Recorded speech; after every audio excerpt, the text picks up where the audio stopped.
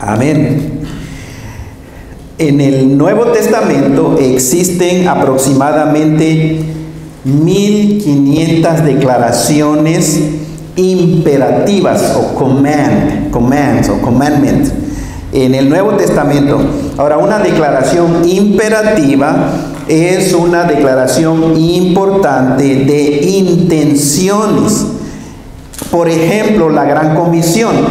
En Mateo 28, Jesucristo dijo: id por el mundo y hagan discípulos a todas las naciones. Ese es un imperativo, porque está Jesucristo teniendo una intención de que los oyentes hagan algo.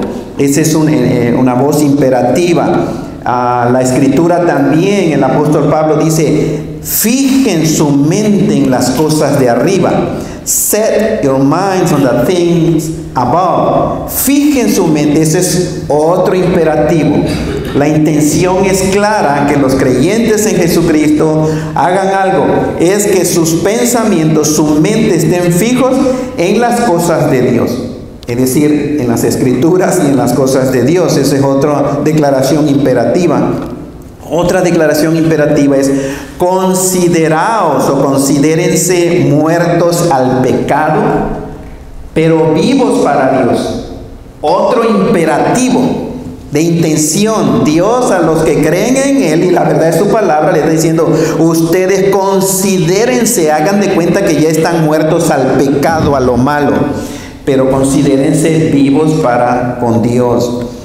En lo que respecta al autor, es decir, el que dice la declaración imperativa, una declaración imperativa es una fuerza de la gramática que dice, en otras palabras, es para su bienestar y para el beneficio de todo lo que tiene valor y mérito.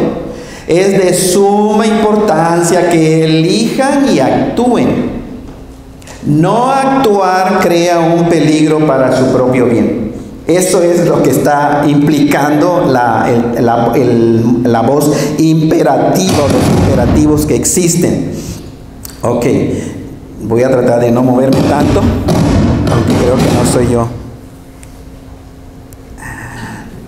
Ok, seguimos adelante, Dani. Ahora, pero hay un problema con respecto a las declaraciones imperativas.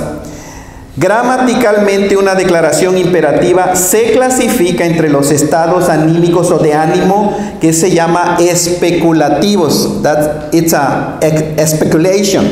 Una especulación, y escuchen, a pesar de que se expresa con la mayor fuerza. Vayan por el mundo, fijen su mente en las cosas, considérense muertos. A pesar de eso, es especulativo, porque lo que el autor o el que dice el mandamiento, aunque sea claro y sea imperativo, pero si tú actúas y obedeces, eso es incierto y aún está por verse. ¿Comprendieron eso? El modo imperativo es un mandamiento: hagan esto, pero es especulativo porque depende de cada uno de nosotros. El que lo vas a hacer o no, eso ya es decisión tuya. Obviamente es imperativo, es un mandamiento y Dios espera que le crean, pongan su fe y actúen en lo que la Biblia está diciendo. Pero eso, Dios nos ha dado el gran privilegio que se llama the will, o la voluntad para actuar. Escuchamos lo que Dios nos dice y actuamos en fe. No necesitamos sentir. Y esa es una de las cosas que necesitamos los creyentes comprender bien. Porque el mundo allá afuera está diciendo: si se siente bien, do it. If you feel good, do it. O sea, si lo sientes en tu corazón, hazlo. Y si no lo sientes en tu corazón, dice el mundo, no le digas que lo amas porque no lo sientes en tu corazón, ¿cierto? Porque dice, eso te convierte en hipócrita, y verdaderamente esa es definición de hipócrita de Satanás. Porque no, la definición de hipócrita de Dios, recuerdan, es si tú dices que crees en Dios y actúas como si no creyeras en Dios. De manera que los creyentes no vivimos por cómo sentimos, o vivimos por fe y actuamos. No vivimos por vista. Porque si viviéramos por vista, pues tal vez no habría ni un cristiano, sobre todo viendo cómo está la situación. Vivimos por fe. Entonces el creyente escucha el imperativo de Dios, que hagamos o que no hagamos algo, y puede venir acompañado con la emoción, pero no necesita estar la emoción. Necesitamos simplemente creerlo y actuar en fe. Y al actuar en fe, pues resulta en la obediencia. Es verdad que las riquezas de Dios son nuestras por medio de Cristo Jesús. Eso es una verdad innegable. Es decir, todas las bendiciones espirituales que recibe una persona que decide confesar y creer que Jesucristo es el Hijo de Dios, el único Salvador de la humanidad y la única esperanza del mundo.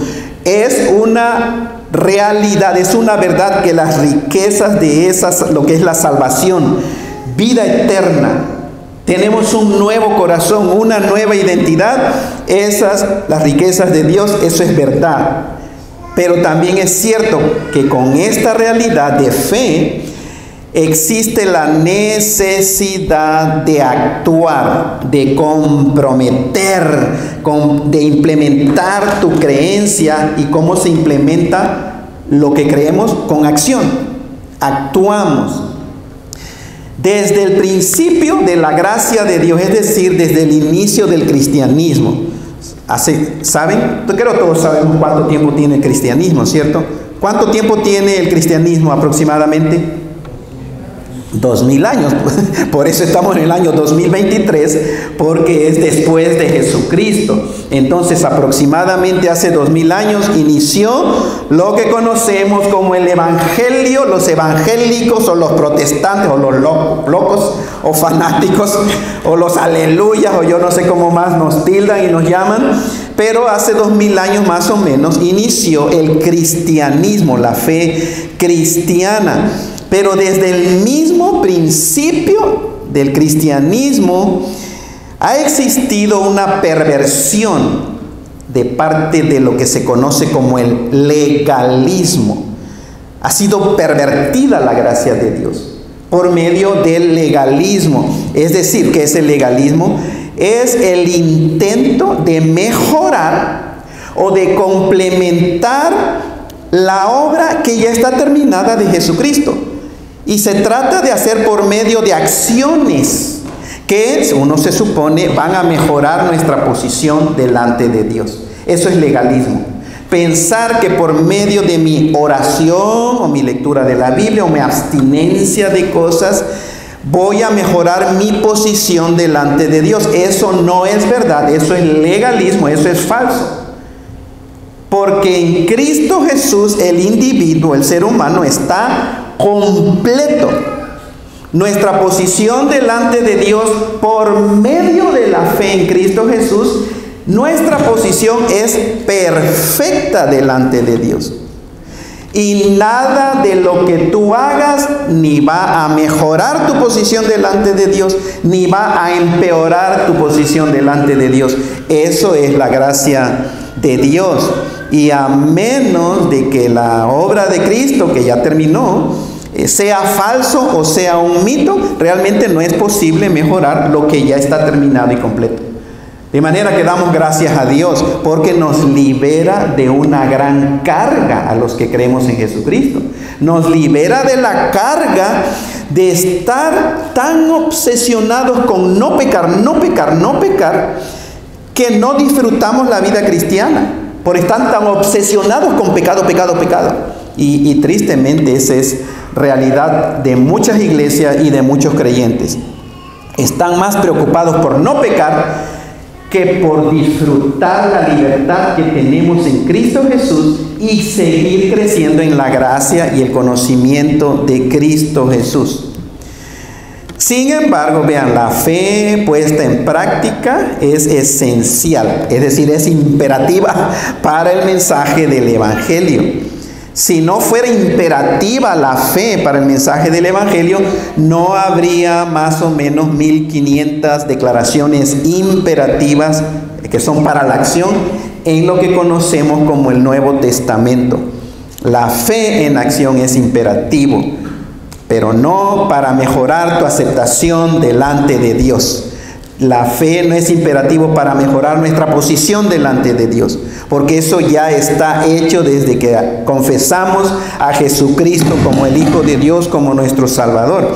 Más bien, la fe es imperativo para que nuestra fe en Cristo sea poderosa, para que experimentemos realmente el superpoder o la dinamita de Dios que hay en el Evangelio.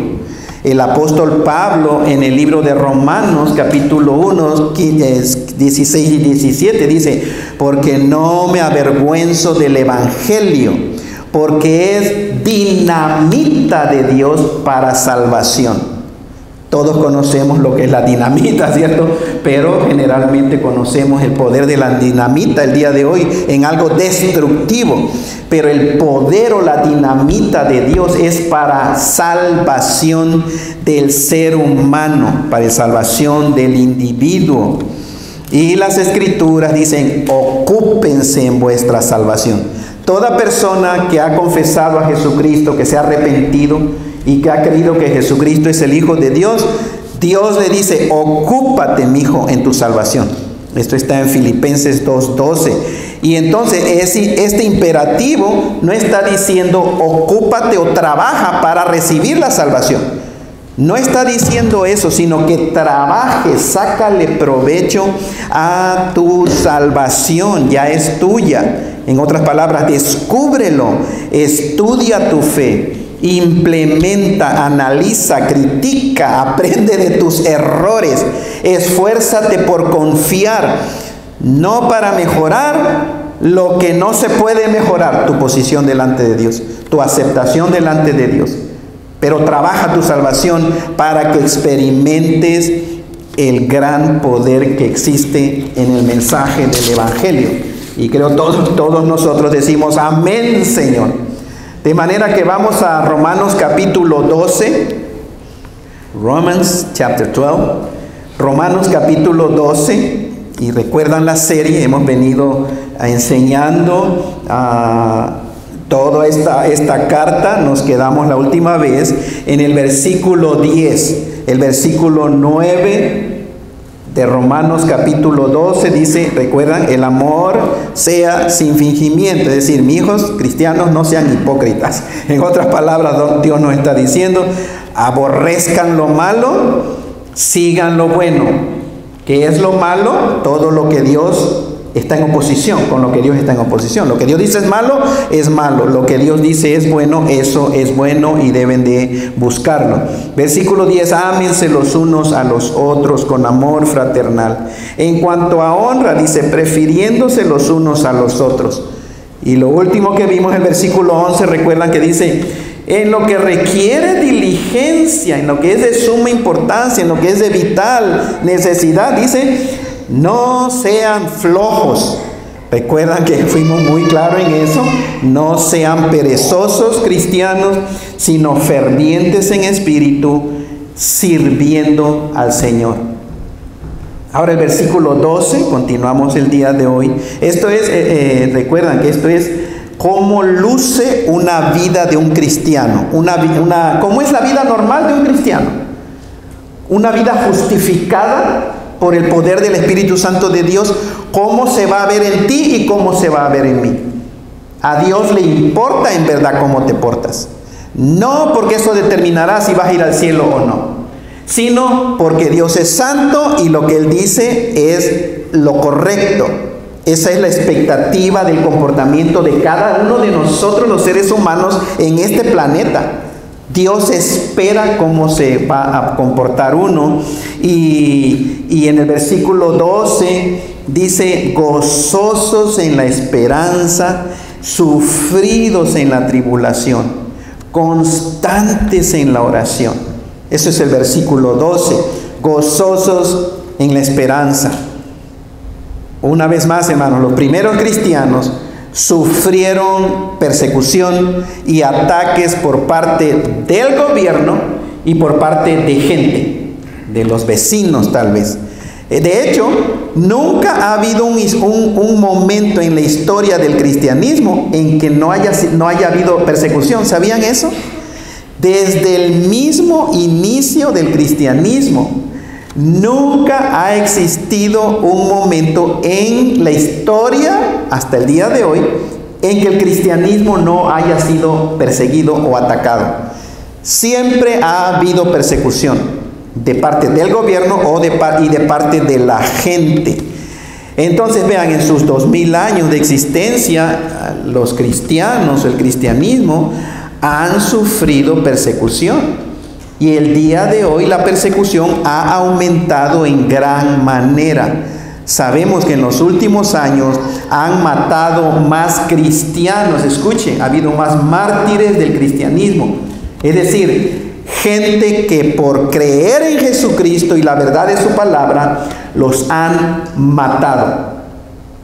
Más en los últimos años, miles y miles y miles de cristianos han muerto por causa de su fe. Más que en toda la historia del cristianismo. Pueden imaginarse. Obviamente que la persecución está aumentando cada vez más. La persecución contra los cristianos viene principalmente, como lo digo, de parte del gobierno, así como desde el mismo principio del cristianismo. Ahora, es justo notar de que los cristianos no son los únicos que están sufriendo el día de hoy o siendo afectados por las leyes injustas que nos están gobernando. Mucha gente que no es cristiana, pero que tienen una cosmovisión cristiana, aunque no crean en Dios.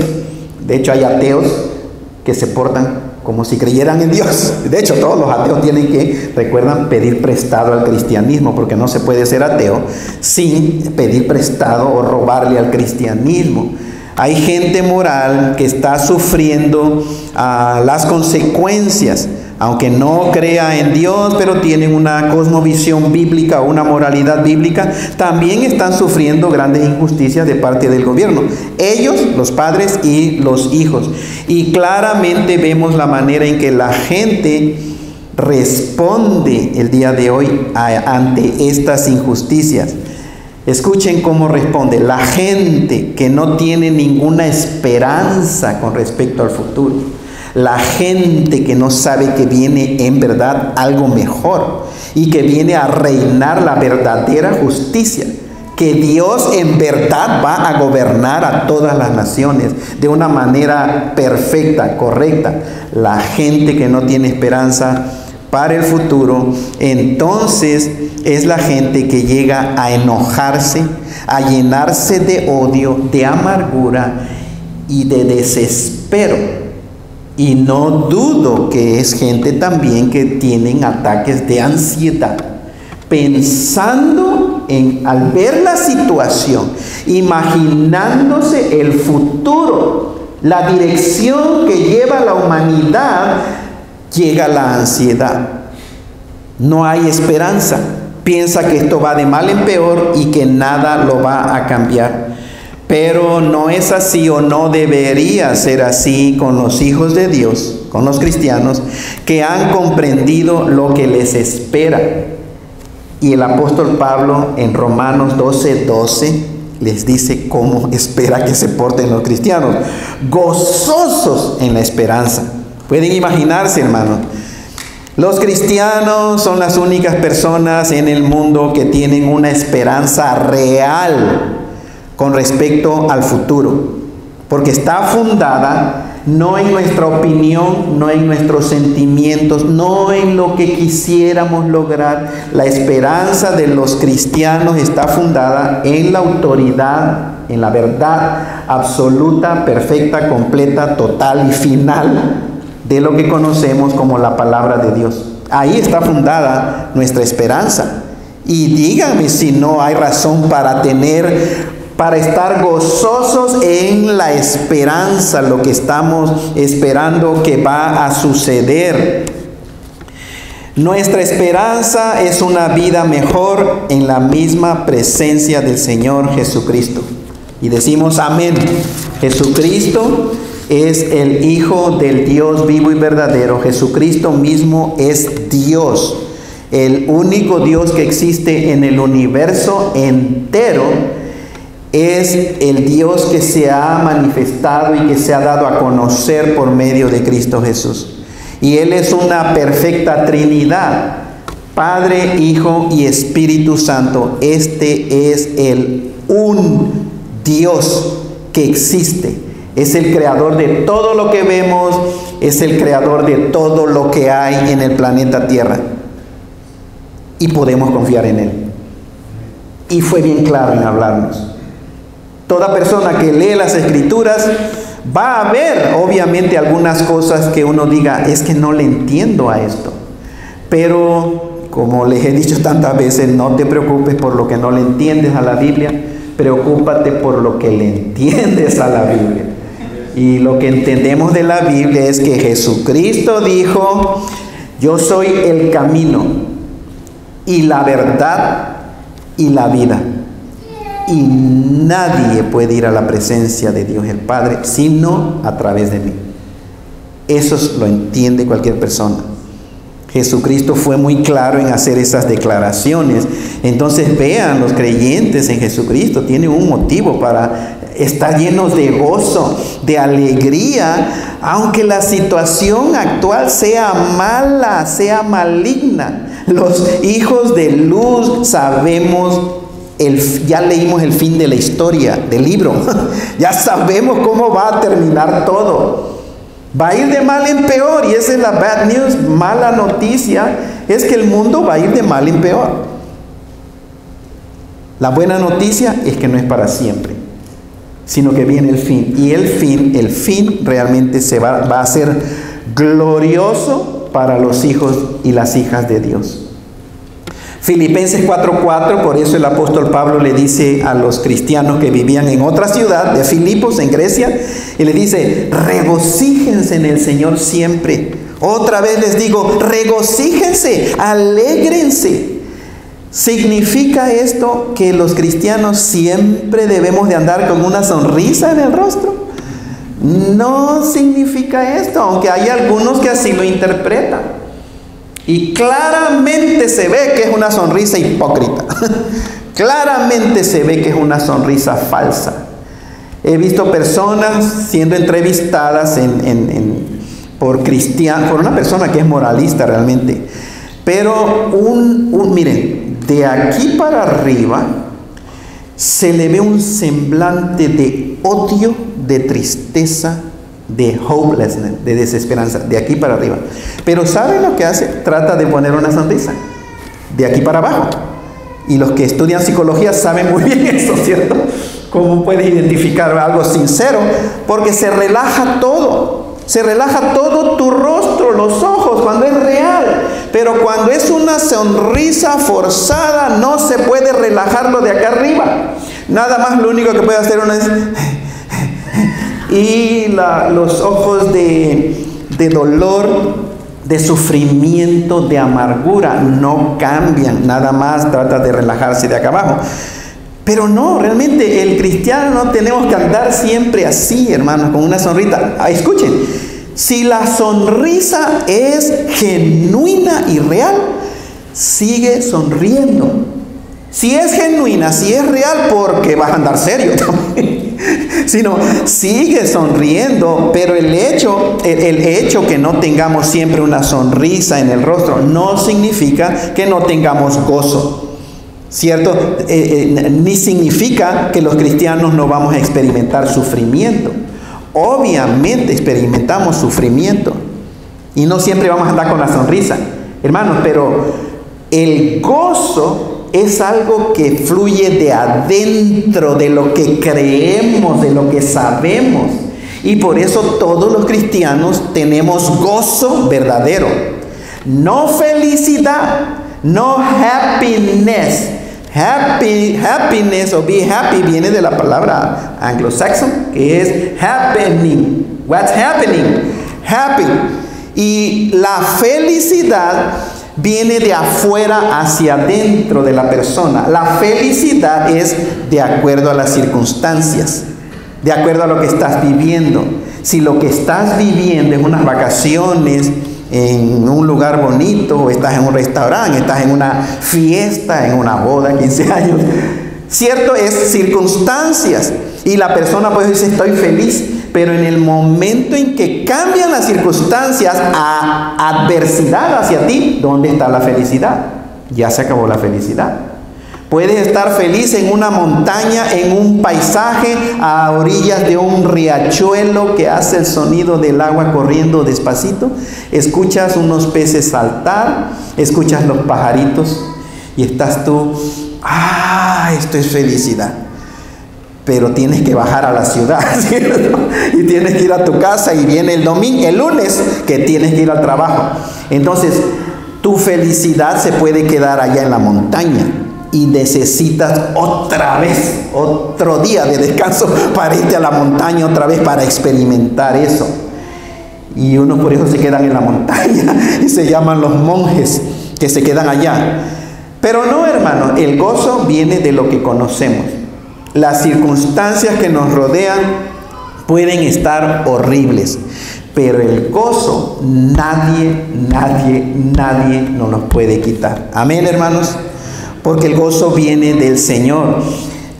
Romanos 12:12, gozosos en la esperanza, pero también la vida cristiana normal, escuchen, dice, sufridos en la tribulación. Esa palabra sufridos es, quiere decir permanezcan. Cuando dice sean sufridos en la tribulación, es permanezcan en la tribulación, manténganse firmes en la tribulación, no retrocedan en la tribulación, perseveren en la tribulación. De hecho, la palabra tribulación en el texto original es presión o opresión o aflicción. En inglés es distress. Extreme anxiety, sorrow, pain. Eso es la palabra tribulación. Entonces, si estás leyendo tu Biblia, ve, sufridos en la tribulación. Esa palabra tribulación implica opresión, aflicción, distress, o sea, ansiedad extrema, sorrow o pain, dolor. Y el Señor le dice a los cristianos, sean sufridos en la tribulación. ¿A cuáles tribulaciones se enfrentaban ellos, los romanos, los cristianos que vivían en Roma? Ataques de todas partes, persecución en su contra. Se burlaban de los primeros cristianos, los acusaban falsamente a los cristianos, los encarcelaban injustamente, los mataban injustamente. ¿Sabían eso? Sufrieron los primeros cristianos que vivían en Roma. Además de esas tribulaciones por causa de su fe, además pasaban tribulaciones de la vida diaria. Lo que venía, no es asunto de la fe, sino escasez de comida, falta de ingresos o de recursos, enfermedades dolorosas. Recuerdan que en ese tiempo, hace 2000 años, no había el sistema médico como lo que disfrutamos el día de hoy. Ahí era muy diferente. Generalmente los médicos usaban medios naturales, bebidas o mezcladas con alguna hierba, etcétera, y todo eso lo sufrían los cristianos.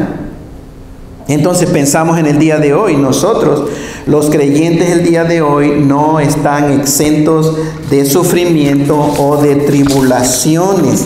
La pregunta es, ¿cuál es tu tribulación que estás experimentando?